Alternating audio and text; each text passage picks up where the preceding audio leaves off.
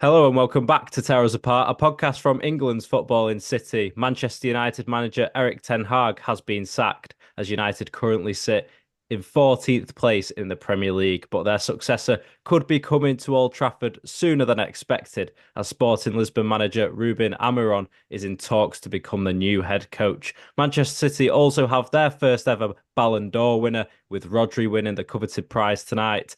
And we will look at the Blues 1-0 win over Southampton thanks to an early Erling Haaland goal as City go back to the top of the Premier League.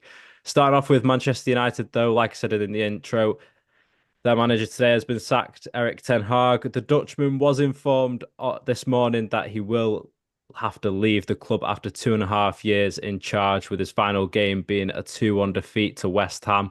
That loss left United 14th in the table, 7 points off the Champions League qualification places after just 3 league wins from 9 games and only 4 in 14 in all competitions. Ruud van Nistelrooy now takes over as interim head coach. For how long, we don't know. However, we do know that Ruben Amorim is the most likeliest to take over. What have you made of today's huge news, Ethan? Well, it's not certainly what I was expecting when I woke up this morning and the water was off in our accommodation. So I had to use kettle water to wash my hands. It was just tragic. And then I walk out to my lecture and here we are. One of the lads actually put in the chat, Ten Hag sacked, question mark. And I hadn't checked Twitter. And I check in, I'm like, crikey. So I'm walking to my lecture Yeah. and everything's going off. So yeah, it's extraordinary really, because I was just expecting it to kind of be like how it was under the Glazers, where you sort of knew when anything was coming because it was always there was a lot of media coverage beforehand. Like in the summer when everyone sort of assumed Ten Hag was sacked sort of a few days before the cup final, there was a lot of coverage with that. Granted, that was Ineos were there, but it was a bit less control from them at that point, even though they sort of did. But yeah, it was surprising because you sort of all the defeats, that was not the one I thought they would sack him after. I think it's come as a result of there being no choice, and they sort of had to sack him because it was just a position where it was impossible to continue like this. But I am surprised because I actually thought it was one of Ten Hag's lesser blames because I thought he coached a win yesterday and the players didn't turn up for him. But yeah, it's huge news and it has been coming. Obviously, there is only so many games you can get away with it, particularly because last year his job was saved because of the cup final and because of the injury crisis. They wanted to give him a chance under the new structure. They've given him that chance and it doesn't look like it's going up. It's been a downhill trajectory for the last few months. So yeah, I think it's been coming and it's huge news coming out of Old Trafford and it'll be a massively interesting time period now with United and the potential managers, Amorim, what could happen. We'll see. It's weird, isn't it? Because it escalated so quick from Ten Hag being sacked this morning to midday, Ruud van Nistelrooy being announced as interim head coach virtually. Or it was joint club statement, I suppose. And then later on, in the past couple of hours, Ruben Amorim, Sporting Lisbon's head coach, has been linked and apparently is in talks with the United job at the moment. Amorim led Sporting to a first Premier League title in 19 years in 2021 and then won his second with the club last season. Sporting actually have a 100% record at the top of the Portuguese league this season, scoring 30 and only conceding twice. From his resume and the games that, especially in Europe, he's managed in, Ethan, how do you feel about Amorim possibly coming into United? It's definitely it's exciting, very, very, very exciting because it's another one of those unique sort of niche profiles. Obviously, he's sort of becoming more known as he comes along, but it's not like your Zinedine Zidane's, etc. He's not even Van Nistelrooy isn't of the pedigree of a coach like Zidane thingy, but he has a bigger name. I think my only concern would be it's sort of giving me flashbacks to Ten Hag when we're talking about records like this. This is the sort of thing Ten Hag did at Ajax. And the lack of real experience Amarin's got outside of Portugal, he's not really done it. He's not proven, is worrying, but it is very exciting because he plays a good brand of football and he's doing very well at Sporting right now. They're doing very well in the Champions League as well. I think they're on 7 points after 2 wins and a draw, and they're doing pretty good. I mean, our last season was a little bit concerning that they lost in the Europa League, but they did lose to the winners. So at Atalanta, and it was like 2-1. I think they lost in the end in aggregate. I think they won 1-1 and 2-1, something like that. Anyway, but yeah, no, it's incredibly interesting and exciting. I think it's even better because I think City liked him, and I think that gives that little extra edge. Just because he was a potential candidate for the job. And yeah, no, I think it'd be naive for me to say, oh yeah, do you know what? He's the best manager since sliced bread. I've been loving his football because I don't watch Sporting Lisbon, but it's exciting, it's different, and I'd much rather that than Thomas Frank. Ethan touched upon it there, Adam. Obviously, Hugo Viana, Sporting Lisbon's director of football, is going to be City's director of football next season. And many people thought that Amorim would be the successor to Pep Guardiola if he was to leave. With this recent news about Amorim going to United possibly now, does that affect any of City's plans, do you think? Well, obviously that depends on whether Amorim was number one for the job as well to when Pep does leave, as some reports suggested. Obviously, it makes sense with Viana coming in at the end of the season because he's worked with Amorim very closely the last few seasons, and to great effect too. So it would have been nice to see that translated across to City because I think Amorim, as you said, he's how much success he's had in Portugal. I think he's ready for that next step up now to one of the major leagues and obviously credit to Sporting, they're a very big club in Portugal, but and obviously they are playing in European football, but you got to make, I think it was probably the right time for him to make that step up to one of European football's giants, if you will. And this United job's a good opportunity for him because it's still early days in the new ownership, and he's a young manager. It's kind of a trend right now for clubs to go for the young managers who play positive brands of football, and I think it's definitely something the United fans can get excited over. As for the fact that City will link with him, there's been many times in the past where United have poached targets of City's, Ronaldo, Maguire, Fred, to name a few, none of which worked to good success. So if hopefully that trend continues if Amorim is appointed, but I do obviously it's not as it obviously different circumstances to those deals, and I think a whole manager changing identity of football. It's a big change, and it's obviously gonna if he does come in, it'll take a lot of teething, I suppose, just to get the club accustomed to how he plays, and it may even take a couple of transfer windows before you start to see any real effects of his management. But I think on the surface, it's pretty positive for United. He's worked with Manu Ugarte at Sporting. That's one thing to note. And a few Portuguese players in there like Dallo. Maybe he's the only one. I think he is. But yeah, that's one Portuguese player. I think playing he plays three centre backs, wing backs. It's not quite. It's it's an attacking brand of football, and it's one that's certainly caught the eye. Gyökeres has been performing well. Pedro Porro really came onto the scene under Amorim's tutelage when he was on loan at Sporting from City a few years ago. So from everything I know about Amorim, I think it's a good signing. It's definitely a manager I would have liked at City once Pep leaves, but I think while Pep's still there, I'm still very happy. And yeah, obviously a lot can happen. So we'll wait and see if he is the man they go for. Ethan, is this United setting down another sort of marker to say that they're trying to build somewhere to be back to where they once were? Because we've seen what's happened in the summer with Omar Barada leaving City to come to United, Dan Ashworth from Newcastle to United. Is this not the final piece of the jigsaw, but another piece that's been added to that? Uh, it's a it's one of those things. It's impossible to say. I think if you told me that if we'd got Zidane, then I'd be like, yeah, that's a piece to the puzzle sort of thing. But you can't really say what will happen with him because I was so confident that Ten Hag, I thought he would be the one, particularly the way it was going in his first year, before the Liverpool 7-0 that is. But you just don't know. It's impossible to say. Obviously, it's like that with any manager, but with Pep Guardiola, you sort of knew he would succeed. But you just don't know. When a manager goes from the Portuguese league to the Premier League, it's a complete step up. But having seen Liverpool go for a data-driven approach with Arne Slot, it sort of made me think, you know what, it could work because I thought, nah, Slot won't be able to do it. If Ten Hag can't do it, Slot's not going to be able to do it. Ten Hag was better in the Eredivisie than Slot was, but Slot's come in and he's done a very, very, very, very good job. So I think United have sort of gone with a maybe not data driven. We'll see sort of in the next few weeks if he is to come in, what the approach was, because that more leaks will come out about what sort of gave him that. But it's a sort of approach which I like. I feel like an Ineos signing rather than a Glazer signing. I think the Glazers probably wouldn't have gone for him. nor would they have paid if United do pay the release clause mid-season. They wouldn't have paid that. They would have sacrificed the season to save money. I think that's probably inevitable.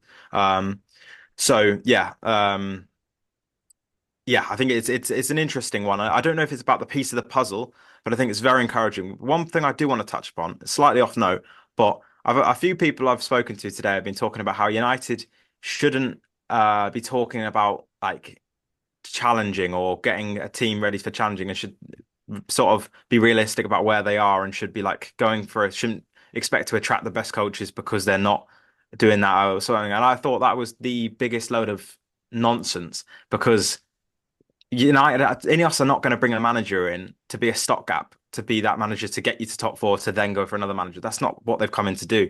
They've come in to win titles. They're not going to sacrifice years. I don't understand this, and I don't understand the logic that United couldn't attract a top manager, because who wouldn't, like, the only people that wouldn't want the job are the ones that know they're not going to succeed there. And I think like it's a no-brainer. It's the biggest job of your career. It's the hardest job in the world, in my opinion. It's the hardest job for the media. I think it was just, yeah. I've heard a few people saying that, and I just don't get it, because like it's just, you're not going to go for a Thomas Frank, because as much as he's got admirers, he's not proven like a, yeah, I don't know. Just for Yeah, me, I no, think it's not true in that regard, and I think yeah, it's it's it's going to be an interesting time.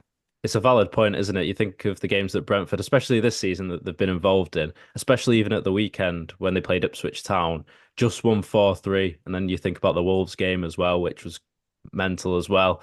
They don't seem to be all over the place, but considering United have conceded so many goals and Brentford are still conceding quite a lot of goals, does it balance out? I'm not too sure. But I He's want a top coach. No doubt, he's a yeah, top coach. He's a very good coach. But I just don't think we like he's not proven to be a like a winner. Like obviously it's Brentford and it's circumstantial, it's financial, that they're not as strong, they're not a big side. But I also think to yourself, they haven't done as well as Brighton.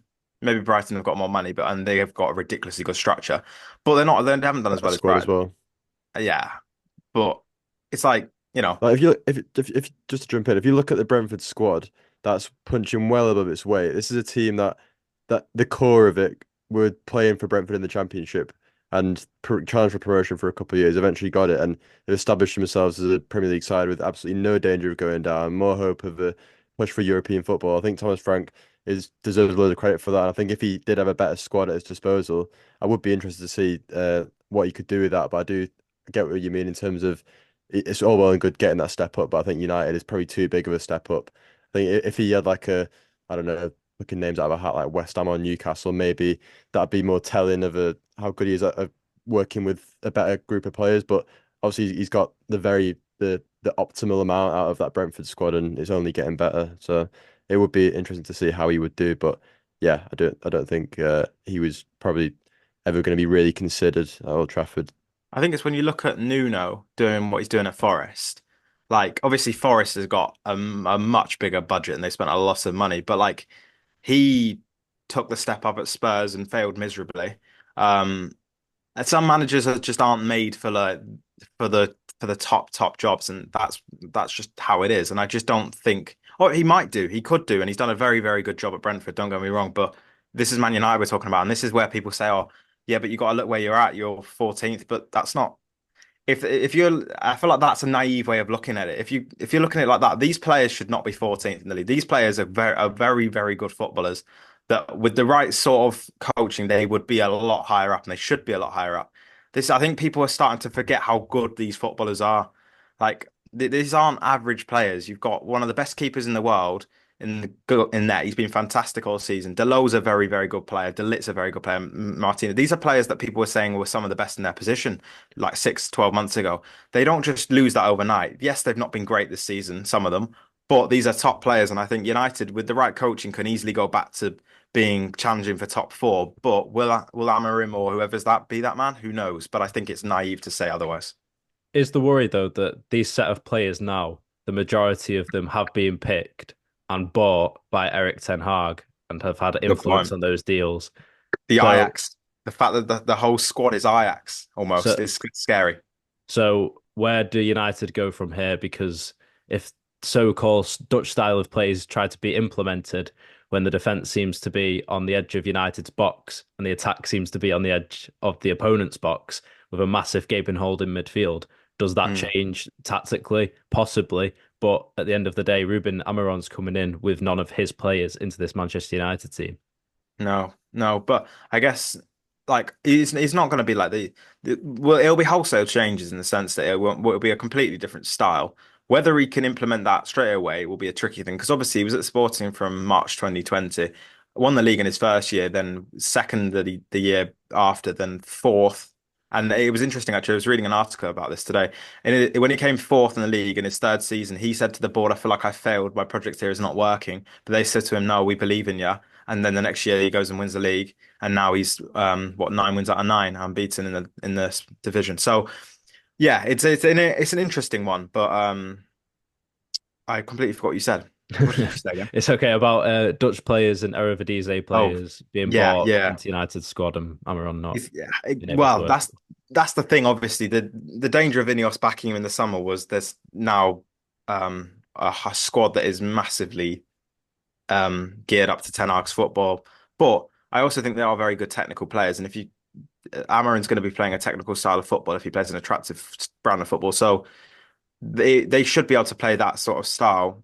Whether it's perfectly made for them, who knows? But these players are meant to be made for Ten Hag's football, and that didn't really work out. So can't be much worse, really. But the three at the back will be the most interesting thing because United, it's just not very United. That's something that was It's not very sort Premier League either. yeah, and it was like a put off. I think that was Only what kind of Palace, put them off Conte was only that thing. Palace are playing the three at the back this season. I think I read. So it's like it's completely foreign to the Premier. Obviously, like you said with Nuno, he had a bit of a back three with Wolves, and that worked. So And it's Brentford. something. There's something there. I think I think Ugarte, in terms of players he's familiar with, I think Mm. from what I gather, that midfield is very key for his sporting teams because he got Inacio and Diomande, two top centre backs. You got wing backs who get forward, Gyökeres up front, but then Morten Hjulmand in midfield has been like so key for Sporting the last season and this season. So I think Ugarte might be the one if Amorim does come in, he might be the one who benefits most from that because I think you're going to need especially in the Premier League, you're going to need a midfielder who can do a lot of things right on both the technical and physical side. I think that's probably, I think you could expect to see him thrive. Which sparks the sort of question. Obviously, it's unlikely to be true that some people have raised. Did Ineos have any idea behind bringing him? Because Ten Hag didn't want him.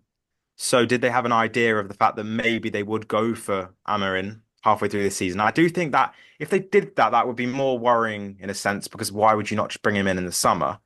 Why would you sort of expect Ten Hag to fail? I don't know. That's a little bit, I think, a little bit questionable, but it may be plausible. Possibly. When you look at the bigger and wider picture now, you would think, yeah, it's quite obvious. But for the club and Ineos to shoot him sort of in the back like that so early on, it would seem something really stupid to do something. But then you could say it's being a quick turnaround, like I said before, from Ten Hag being sacked, and they're already in talks with Ruben Amorim on They the were same in day. talks 2 weeks ago, though, I think. They sort of spoke to him, I think. But even so, for that to happen while Ten Hag's still in charge, Yeah. if But then yeah, that is how top clubs operate. They sort of usually have their successor like ready. But it was in this scenario, I think Ineos sort of probably would have wanted him guaranteed, agreed, but they just couldn't wait any longer because as they said it was a unanimous agreement across the board, which I'm glad with because that shows that the sort of football hierarchy is working. It wasn't just pushed by Jim Ratcliffe, it was agreed with Barada, with Jason Wilcox, with Dan Ashworth, and that's the whole point of that. So I'm quite happy with that. But yeah, I don't know. uh, my It's interesting.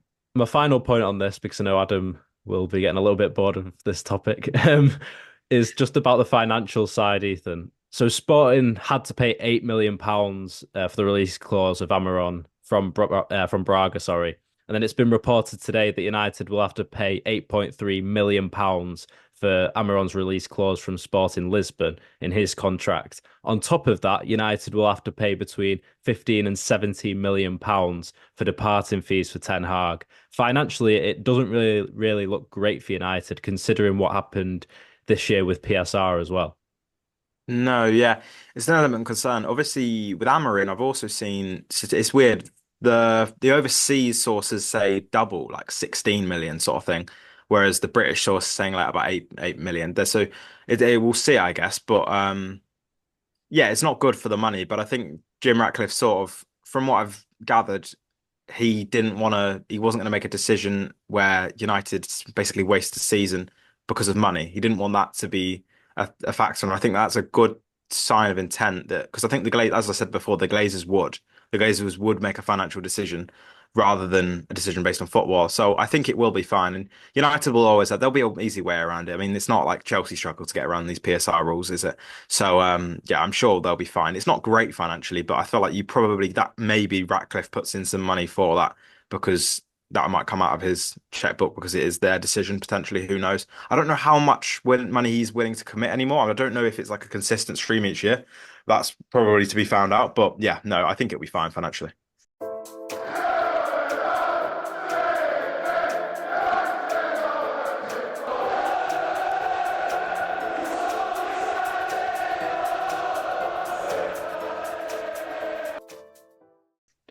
Moving on to Manchester City now, and they beat Southampton 1-0 at the weekend. Erling Haaland's goal inside 5 minutes was the match winner, sort of, which seems weird saying it inside 5 minutes. But many people thought that this was going to be a battering for Southampton, but they actually put up a great defensive performance against City, didn't they, Adam? Yeah, I mean, like you said, Southampton bottom of the league. We spoke about it last week how they struggled this season and how at home City obviously turn it on the most, and Erling Haaland usually laps it with that kind of fixture up, and he did, score after 5 minutes. And at that point, you think, right, maybe I should have triple captain Haaland on my fantasy Premier League. Mm. Maybe he's going to get a feud today, and didn't quite come to fruition. But we did have our chances. But yeah, I think Southampton deserve credit for playing the way they did.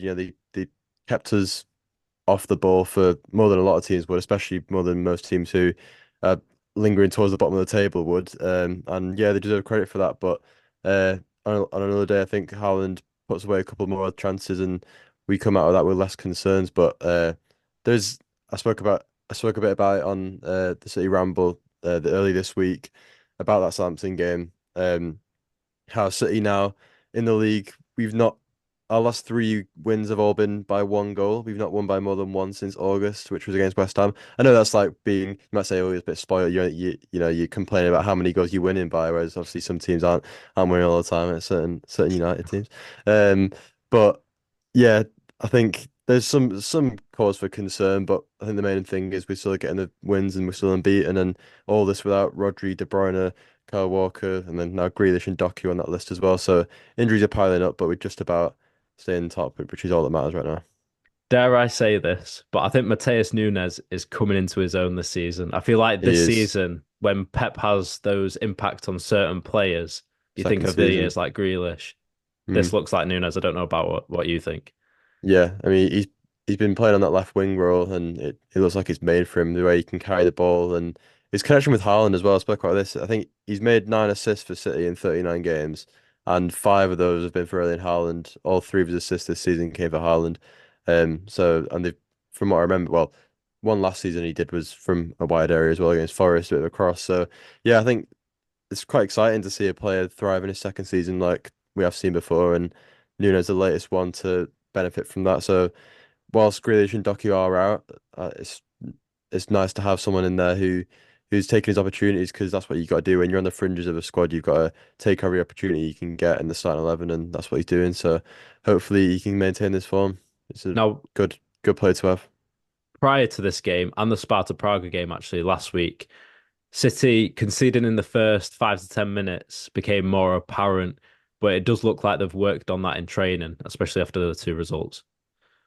Yeah, I mean, there's something to be said about the quality of opponent or lack of quality. Sparta Prague, yeah, well, probably Czech champions, but uh, that is compared to English football not so strong. And Southampton they had a couple of chances with Cameron Archer on the counter attack. If they had more quality, maybe they put those away, and then maybe those concerns come back out. So there's definitely a thing with City conceding their first shot on target.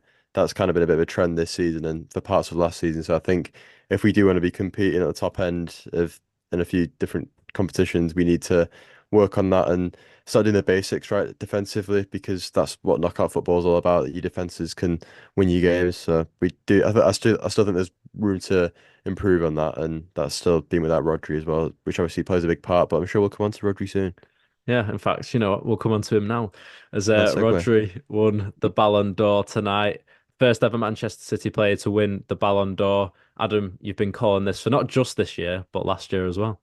Well, it's just fantastic to see Rodrigo Hernandez Cascante, the best footballer in the world. That's that's how it sounds good. And we spoke about it earlier before the recording. I've been banging this drum for ages now. Uh, even la very start of last season, just shortly after he scored the goal in Istanbul to win the Champions League. He's been doing it at the very highest level for so long now. And I think even in the 21-22 season, he's my personal player of the season for City in the Premier League, and that was way before he even started to get anywhere near the sort of recognition he gets now. I think it's three and a bit years of playing at the absolute highest level of a defensive midfielder, but defensive midfielder doesn't even describe what he is because last season when De Bruyne was injured, he was doing all that creating. He was playing as like an eight. He was everywhere in that midfield, scoring clutch goals, scoring unbelievable goals, sorting it out of the back, making sure we kept the ball, playing the simple things right, but also playing the passes to unlock defenses. It's just what he does. It's what he's been doing for ages. He's just a winner. He wins everything, and that was proven at the Euros with Spain. Won the Euros as player of the tournament. Thought it could have been detrimental him coming off at halftime injured in that final.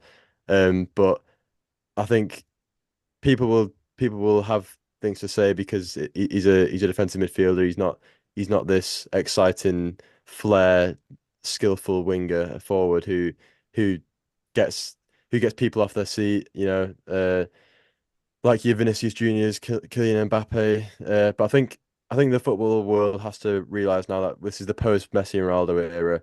Standards for attackers need to be brought down a bit because obviously Messi and Ronaldo, that goes without saying how good they were, how productive they were, how extraordinary as footballers they were. Vinicius Junior put up very good numbers last season and had a terrific season. You just had to watch a few of his Champions League games as I did, and you can see how good a footballer he is. He's been doing it for a few years now. Uh, yeah, he didn't have the best Copa America. I still my point I'm trying to make is I still think the way these awards are decided is still a bit flawed because Messi won it primarily on the basis that he just won the World Cup with a great campaign, despite not exactly lighting up the world for PSG. I think balancing out international achievements, team achievements, individual performances, I think the award has got a lot to answer for really because players like Lewandowski, Haaland in previous years should have probably won it when they didn't. So I still I don't maybe take it as seriously as maybe it once was, but I still think it's absolutely massive for City to finally get the Ballon d'Or winner. Whilst playing for the club, obviously George Weah won it a few years ago. We're not claiming that one, but Rodri, best player in the world for me. I've been saying it for ages, and I couldn't be happy for him. So well deserved, and yeah, don't care what anyone has to say. I just wanted to ask about who's actually been the closest City players to getting a Ballon d'Or in the past, like whether Probably that's top three, top five. probably Haaland in 2023, Haaland. but I Yeah. don't actually know. I don't actually know where he came on the podium, but So even yeah. well, I suppose Aguero wouldn't have sort of got close because that Aguero was Ronaldo Messi, wasn't it? around top 10 kind of time. Yeah, don't think he was that close ever. Yeah. Meaty baller. Yeah. Uh, KDB might have been kind of close in. Actually, no, 2020 was the year it didn't get awarded because that season when Lewandowski was robbed with that ridiculous season at Bayern. De Bruyne was PFA Player of the Year by an absolute landslide and was best player in the country by an absolute landslide. So he probably, if it was given, he probably would have been like top three maybe. Go on, Ethan. Yeah, no, No, fine. Ethan did say he had this point, and I'm a bit, I don't know if I want to hear this, Ethan. Oh yeah. No, I got 2 points actually.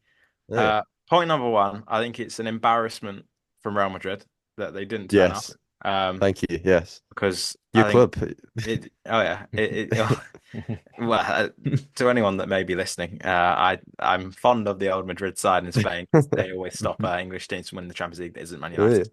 Um, and yeah, yeah, I think United are affiliated with Real Madrid for various reasons, dating back to obviously Sir Matt Busby. But anyway, yeah, I think it was a disgrace that they didn't turn up. I think it's a bit of an embarrassment. I mean, Ancelotti won Coach of the Year and they weren't even there. Like, I think yeah, They I won think Club of the Year. No one was oh, there. yeah.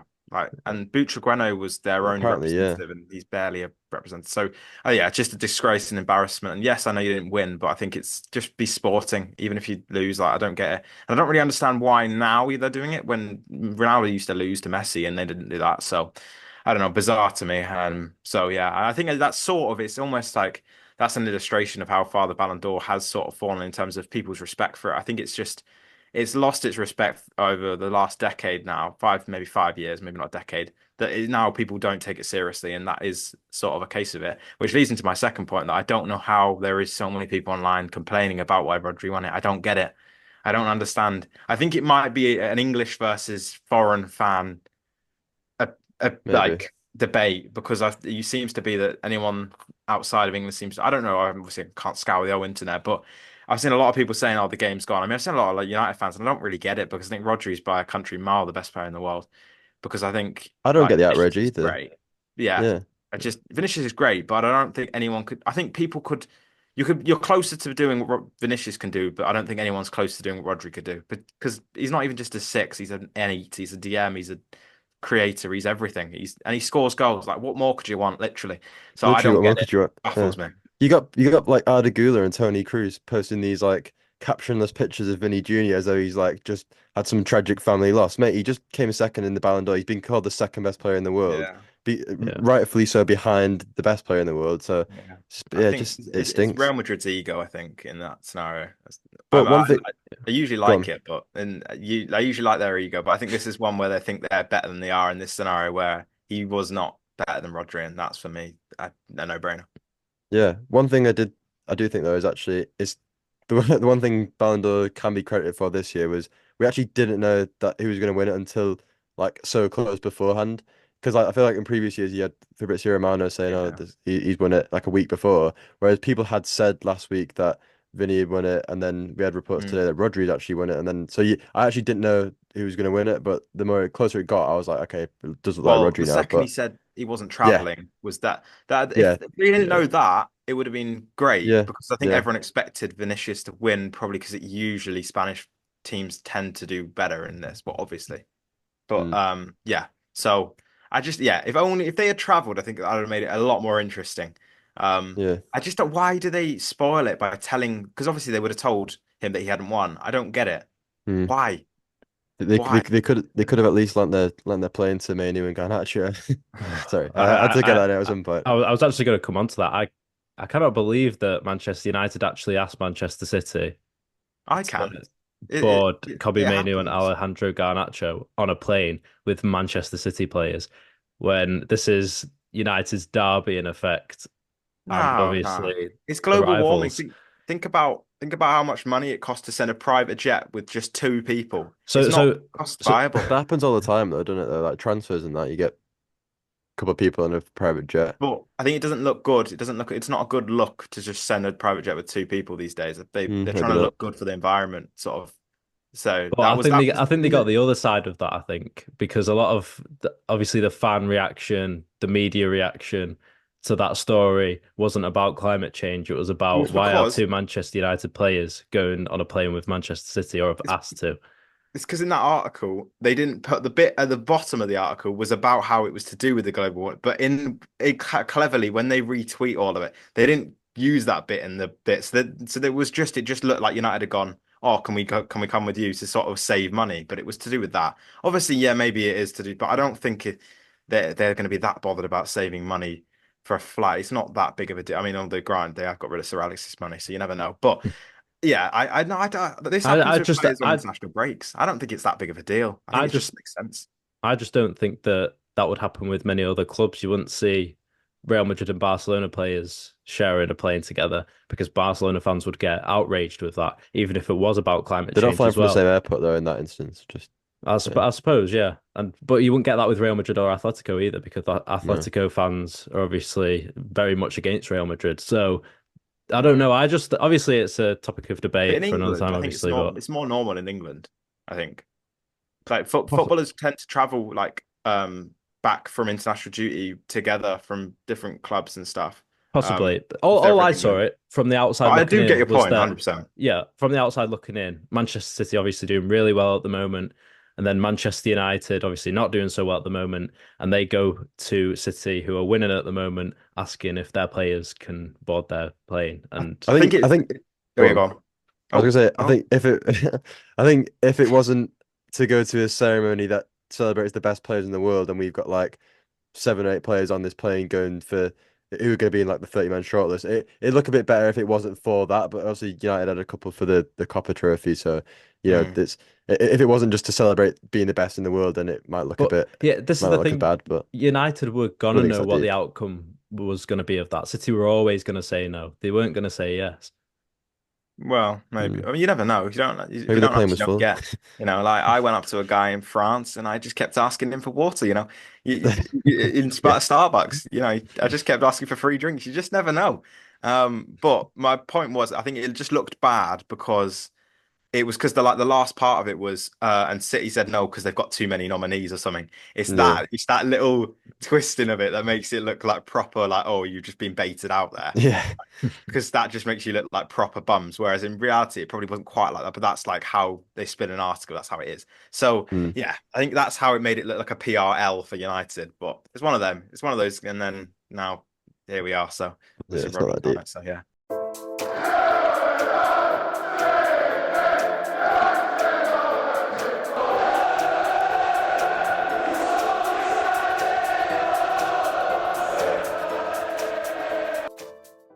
Let's get over to trivia, Ethan. I believe you are doing trivia this week. I've got 3 players, as we always do. Got 2 from City this week, as last week we had 2 from United, so I thought only fair. And we've done a lot of talking about United, so it makes sense. So I'll Mhm. start with one City, then one United, then one City. Makes sense. Yeah, okay. So take it away from whoever wants to start. Um, is this player still playing football? Um, let's have a look. The fact you're having to check already means that he's at least 35. So that's something we know. Okay. Um, yes, he is. He's still playing. Okay. Yeah, I should have probably known that. Yeah, just making sure. Was he at City when Pep was in Pep's first season? Sorry. No, Okay. Um, did he play for City pre-takeover?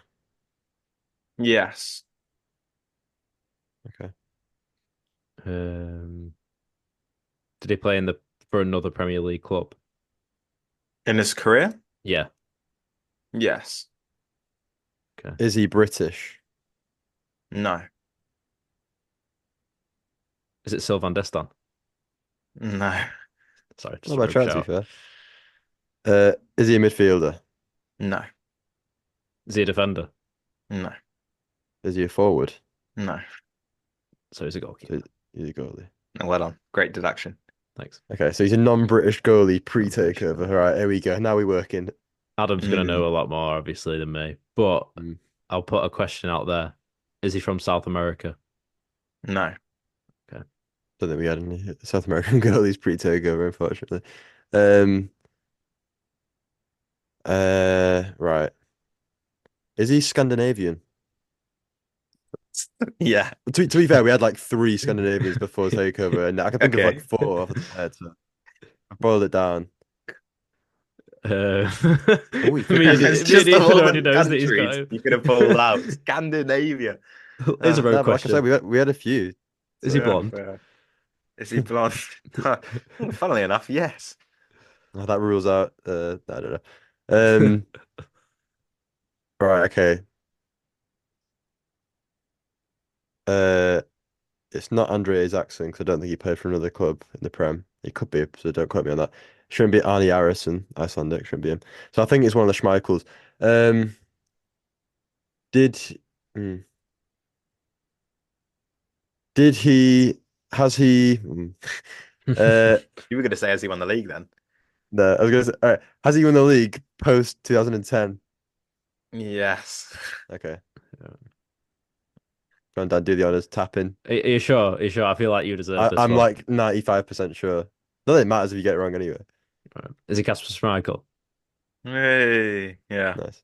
Nice. sound. Good. Nice Adam's job. taking Nice job. all of the credit Oh for that, yeah, by the we way. were meant to have an amount of questions, weren't we? Should we say 5 questions? Oh, is that a lot? 5 questions each, then 10 overall. Yeah, that's probably all 10 right. and 10 is quite a lot though, I How think. many did we do then? That was about We you five, wasn't it? Four I'm or not five. including blonde hair, but that was probably I think about we asked five. about 5 each then. So Was it 5 each? I'd say Yeah, it's I about think five so. each. Yeah, 4 or 5. Yeah, yeah, easy. Okay, let's say 7. You gotta do it in 7. No, just do 4 each then. Do 8 as max. All right, okay. That's nice and round. Uh, Okay.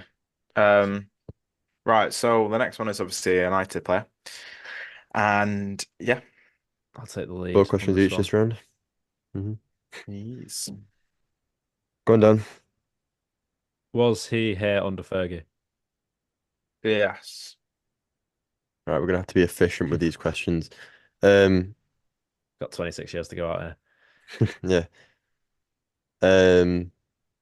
Thinking what helps me the most. Is he British? No. Was he a winger? Yes, Wow. that's fortunate to get that straight away. That's not the most specific of the positions you could have asked. 'Cause you could have gone midfielder, defender, I had a forward, feeling. vague, but feeling. All right. So a non-British winger in the Fergie era. Okay. Uh, did he play for United before 2000? Yes. Okay. Did he also play for Everton? Yeah. I know it is. Oh yeah. Is yeah, I think it is. Is it? I've got two names in my head. Um, I want to say is it Andrew Kanchelskis? Yeah. Oh Yeah, yeah. Why there was you go. that so easy? So if you manage to look out with your questions and you get you get a good lead for no reason, then Yeah, I guess wait, did you say if he was British or not? I can't remember if I said that. I said is Yeah, he Adam British? did. Dan said is he a winger? So then by So that point we were already non-British kind winger. of by the time we Yeah. worked out it was pre 2000, then we were pretty much there. Oh yeah, true actually. Yeah. Yeah. Yeah, fair. Well, I did think I could have easily have sort of stifled you by making him a 10 loan appearances at City player. Mm. Um, but I do know he played for City, yeah. which could have been interesting. But yeah. Um, I yeah, had Blomqvist in my mind as well. I'm just thinking foreign yes. Yeah. wingers. Well, I Mine think was that would have been the only Kanchelskis, other the option, other two. presumably. Yeah, probably. Because Everton Um, was like, yeah, because obviously gigs and back. So yeah. Right. Well, hopefully this one is harder. Um, so yeah, take it away. go on, Adam. Right, okay. Um has he played for City under Pep Guardiola? No. Did he play at Main Road? So Uh, pre 2003. no. Okay. Um did he play for the club pre-takeover? Uh, yes. No. Yes. Wait. That's It depends. definitive. Uh, That's not yes or no. It depends. um. Oh.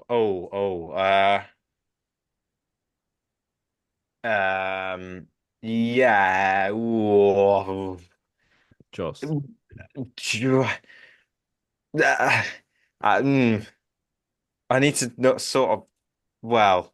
Uh. You can't give too much away. Just make sure you got the right answer and then tell us because Yeah. I could be working out here that you might have been sold Yes, in the he did. 2008 transfer window. Yes, he did. Uh he did play before I'll takeover. take over. Yes. Sorry, miss read from me. Is he a defender? No. I need to keep track of how many questions you've asked. We've had two Um, each now, I'm pretty Two. sure. okay. So Is he British? no. I've only got one left. Tricky. Uh, Tricky.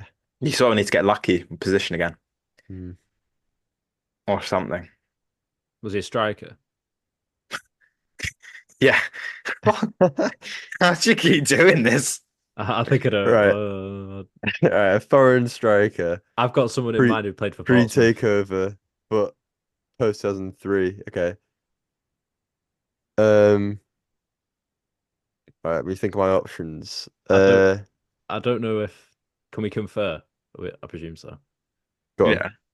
Yeah. So I'm thinking of a striker who played for Portsmouth. I'm pretty sure he Oh, played okay. for City as well, but I don't know if that was Yeah. pre-takeover. He's just coming to mind as well because I think he came in 2007 because he scored at Old Trafford. Uh, but equally could be any of them. We had like You know it's Bianchi, gonna be him. Giovanni. Um, Or is it? who else do we have? It's one of We those play players. Caicedo. I can see Ethan's face there. It's a player that we're onto, so we're close. I don't think he'd do Emil and Penza because he's very niche. But he may well have done Emil and Penza. Harry Right. Cook vibes. Hmm? Harry Cook, or whatever his name is. Oh Very yeah, good. it's very Yeah. good. Um, who did I say that? Right, okay. Is he European? No. Okay. You should have just go for it. Well, you got another question left before we have to start All putting right, guesses okay, in, presumably, so I'll probably right. use this question. We'll do that. Maybe say, did he play for another Prem team? I don't know. I'm not giving you questions. You make your own mind up. I actually can't remember his shirt number, but I feel like it ended in a 7. 27. Yeah. Uh, I don't know if Ethan will be able to Niche know this, but question. is that your question? Was he number Yeah, 27? yeah. That was quite a niche one. What was it number Uh, 27 at City? that is a very random question to ask. But it's in You an could old have club. easily made that easier for yourself. You could have made it a lot easier for us. Well, somehow you also know it. Yeah, he was. No, yeah, I know it Right. is. Yeah. Go on, Dan. I'll let you do the honors. You sure? Yeah. It's Benjani. Yeah, Benjani Moreira. just Nice. it's Harry Redknapp vibes. So yeah, Yeah. Yeah. it's always that story of him saying City Yeah. offered him 9 million. I said, Yeah. get out. So that vibe. So yeah, but yeah, He well, scored in Vincent Kompany's testimonial as well. yeah. Are you plucking striker out again? Yeah. Saved you, Yeah. honestly, because you knew it's for some reason you had it straight after, which is yeah. Yeah. I, what can I say? I just I have a feeling, and You that's just what had it a was. hunch twice, which is fair Yeah. play to you. Yeah. But yeah, All right. fair. Well, So that's that. Nice one. But yeah, thank you for that, Ethan. And unfortunately, that's it for this podcast episode. Make sure to follow us on all of the social medias as per usual at Tear Us Apart Pod. Also, we're on YouTube now, so if everyone wants to give a wave to YouTube, lads, you can do if you want. So yeah, give us a subscribe on here as well and rate us on Spotify for all the people who are listening over there. But yeah, that's it from us this week, and we'll be back next week. See you in a bit.